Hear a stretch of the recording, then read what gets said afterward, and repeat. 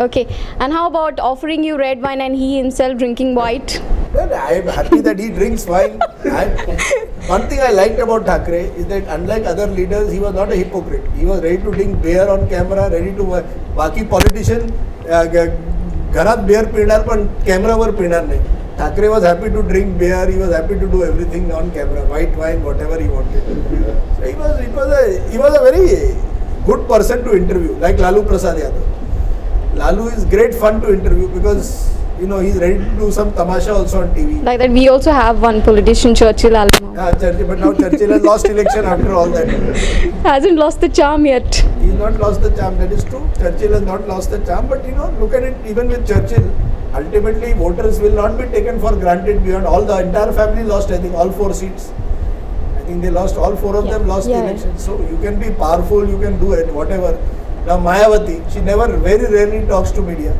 But despite that, she wins elections. So, Churchill, you can be media friendly, but being media friendly will not mean the voter will vote for you. Okay. But you need people like Churchill Alamo, otherwise TV would be very boring. True. Okay, mixing up the questions, yours was a love marriage, right? So does a journalist have time for love and all that? Now you are asking difficult questions. No.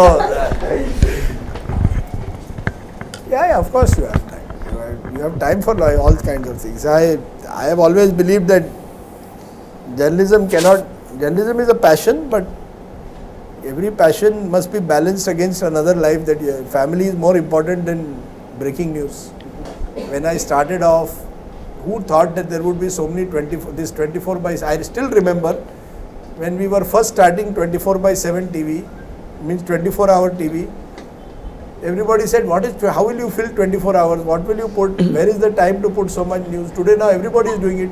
I also felt, what are we wasting our time doing 24 hours of TV? Nice, do half an hour and go home.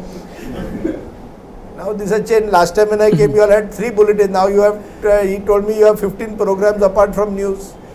Yeah. So, and if you are able to do it, then how can we not do it? We have a much larger team. So it becomes... It is like you are caught on you are like on a treadmill. Now you don't know how to get off. But there is too much news. आताच तुम्ही सांगितलं की regional content दाखवायला खूप कमी scope असतो national चॅनल्सजवळ. पण एक आपण आता मेजर जर 3-4 तुमची चॅनल्स नॅशनल बघितली तर एक स्पर्धा कशी असते डिबेटच्या बाबतीत. काही वेळेला ती डिबेट्स टू मच स्ट्रेच्ड वाटतात. एखाद दिवस डिबेट व्हायला पाहिजे तरी 2-4 दिवस त्या विषयावरती डिबेट चालतात. आणि हा कंटेंट हा वेळ काही रिजनल कंटेंटला देता येतो का, अथवा ते डिबेट्स काहीतरी कमी अशी एक स्पर्धा कशी दिसते त्याच्यात? काही नक्की त्याच्यात तेच चालेल. स्पर्धाच नाही, तेच जे 2-3 व्यक्ती प्रत्येक चॅनलवर जातात. तुम्हाला 15 मिनिटं देणार, मग तेच व्यक्ती दुसऱ्या चॅनलवर जाऊन 15 मिनिटं करणार, तिसऱ्या चॅनलवर. त्याच्यात एक म्हणजे प्रॉब्लेम आहे हा जो, त्याच्यामुळे जे स्टोरीज होते पूर्वी ते थोडे कमी झालेत आणि लोकांची जी भाषणबाजी आहे ती जास्त झाली. ते डिबेट जास्त झालेत आणि स्टोरीज कमी झालेत. काही असे विषय आहेत जिथे डिबेट करावे लागतात. पण काही मला वाटतं काही आम्ही फक्त फॉर्मॅटसाठी करतो. तिथे जे आपण म्हणालं ते खरं आहे, कुठे ना कुठे त्याच्यावर स्टोरीजवर किंवा रिजनल न्यूजवर कसं लक्ष थोडं जास्त कसं ठेवायचं हा प्रश्न आमच्या समोर आहे. आता एक रेप झाली आहे, पण जसं मी म्हणालो पुष्कळ प्रॉब्लेम्स आहेत.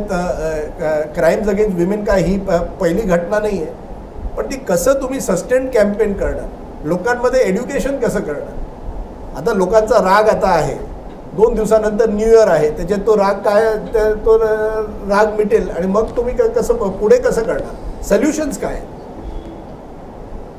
मी तर दिल्लीच्या लोकांना विचारतो, तुम्ही बसवर आहात आणि कुठल्या मुलींबरोबर कोणी टीजिंग केली किंवा कोणतरी तिच्याबरोबर मॉलेस्टेशनचा प्रयत्न केला, तुम्ही त्या व्यक्तीबद्दल काय करणार. तुम्ही त्यांना बसवरून काढणार की नाही, तेवढं तरी करणार की नाही, की तुम्ही फक्त बघणार आणि हसणार. समाजाला आपण, it is very easy to blame politician. What is politician doing, useless, हे ते मजा येते आम्हाला सगळ्यांना. पण खरा प्रश्न आम्हाला आहे, समाजाला आहे. तर how will be change society, हा चॅलेंज मीडिया समोर आहे, जर्नलिस्ट समोर आहे. गोव्यात पण प्रश्न असतील, But even Goa's questions cannot all be sorted out by politicians. They have to be sorted out by people of Goa. पण ह्याच्यात अजून एक भूमिका दिसते, म्हणजे अण्णांच्या आंदोलनानंतर आपल्याला ते दिसलं की लोकांना दिसतं की मीडिया असू द्या, कोर्ट असू द्या, पॉलिटिशियन त्यांनी काहीतरी एक ठाम भूमिका, वन साइडेड भूमिका घ्यायची आणि काहीतरी आंदोलन करायचं, काय तेव्हा त्यांना ते अपील होतं कसं? Journalist cannot become activist. माझा journalist is we are reporting story. जर 50,000 लोक आली अण्णांना भेटायला, आपण म्हणू ना 50,000 लोक आली आहेत अण्णांना भेटायला आज, म्हणजे मोठी रॅली आहे. पण आपण असंही म्हणू शकत नाही की प्रत्येक अण्णांनी जे पण केलं ते खरं आहे आणि सरकार जे करतं ते खोटं आहे, तेही चालणार नाही. How to break it? You cannot expect media to solve all problems. लोकांना वाटतं तुम्ही मीडियावाले काय करतात. आता नवीन काय आहे, प्रत्येक आम्हाला काही प्रॉब्लेम देशात असो, टेररिझम असो, सेक्युलरिझम असो, रिझर्वेशन असो, लोकांना म्हणतात मीडियावाले काय करतात. आम्ही काय करू शकतो? टेररिझमचा प्रॉब्लेम हा पोलीसचा प्रॉब्लेम आहे, पोलिसिंगचा प्रॉब्लेम आहे. रिझर्वेशनचा जो प्रॉब्लेम आहे हा एक पॉलिटिकल प्रॉब्लेम आहे, हा एक एज्युकेशनचा प्रॉब्लेम आहे. We cannot solve it. But it looks to be useless then what we do. No, it does not look to be useless. Over time, by putting pressure, आता you take this crime against women. ही एक घटना झाली आहे. गेल्या 15 दिवसात debate असो किंवा काही असो, लोकांमध्ये एक जागृती तर आली आहे. मला अजूनही विश्वास आहे आता कदाचित दिल्लीच्या बसमध्ये कोणी मुलीबरोबर काही मॉलेस्टेशन केलं किंवा काही लोक तरी त्याच्यापैकी 10 पैकी 6 लोक तरी म्हणतील मत करो, कदाचित.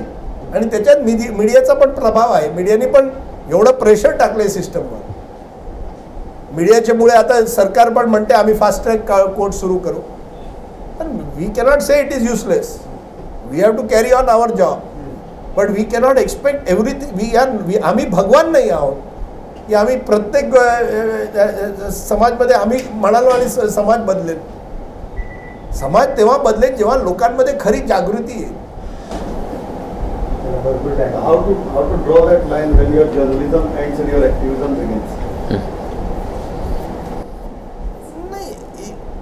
You have to be progressive. You have to look to be progressive as a journalist. If progressive journalism is activism, that is okay. But activism cannot mean की मी अण्णांबरोबर मी फक्त अण्णांची बाजू घेणार. जर अण्णांनी चूकही केली पण मी अण्णांच्या विरोधात जाणार नाही, कारण की मी आय एम अण्णा, असं चालणार नाही. I am journalist, I am not Anna. काही जर्नलिस्ट ते टोपी घालतात आय एम अण्णा, किंवा ते अरविंद केजरीवालची टोपी. ते अरविंद केजरीवालला टोपी घालू द्या. Journalist can not wear the cap. So progressive journalism, समाजमध्ये कसं आपण सुधार आणावा, हा आपल्या समोर एक चॅलेंज आहे. That is activism, that is fine. How do you want to make Goa better place, हा दिस शुड बी प्रुडंट्स मोटो. की आम्ही गोवा जो आम गोवन आहे, जो एक आम आदमी आहे, त्याच्याबरोबर आम्ही त्याचे जुडलेले प्रश्न लोकांच्या समोर किंवा सरकार समोर ठेवणार आहोत. ही आमची जिम्मेदारी आहे. ती ॲक्टिव्हिझम तुम्ही म्हणाल तर ते चालेल. Goa Chief Minister Manohar Parrikar and Narendra Modi both are from Sangh Parivar. So if you tell to draw the line between these two politicians, how you do? Good question. I have often thought of Parrikar as a Chota Modi. Okay. But because he is in Goa, he cannot be Narendra Modi. Parrikar has changed to adjust to Goa, which is good for him. I am seeing that he has realized that you cannot run Goa like Modi can run Gujarat. Goa is different. That is the strength of Goa. You cannot run Goa by only looking at one community. Not possible. So even if you are from Sangh Parivar, you have to change your ideology. I think Parrikar has realized that. And that is good. I see a new Parrikar slightly. I mean, dictatorial trend may still be there. But as I said, Goa maybe needs a dictator for a few years. There is too much of a mess. Thoda jara danda kabhi chahiye. So your take on paid news? You see that some channels they take money and people think that all channels are same. How to change that opinion? We have raised very major issue. It is a big issue. Many channels are doing it, and I don't have easy solution to it also. You know and I know that other channels are doing it. Sometimes we are also under pressure from our management. Why don't you all also do these kind of things? I believe that there should be disclosure. की जर तुमची कुठली paid news असेल, you should say this news is brought to you by so and so. Some politician wants to buy half an hour to give his projection. It should be said on the top of the strip should run, patti should run. This is brought by. Unless there are rules framed, and there should be punishment. What is even in this rape case? Frankly, at the end of the day, there should be punishment. It is not about death penalty or anything. It is that once you do it, you will 100% be punished. There is no point putting death penalty if the investigation is bad. Similarly, in paid news, it should be clear. If you are caught giving paid news, your license will be suspended. There must be strict punishment and there must be certainty of punishment. Oh, thank you very much. Thank you. Thank you. I wish you all the very best. Please be good journalists. Don't do paid news.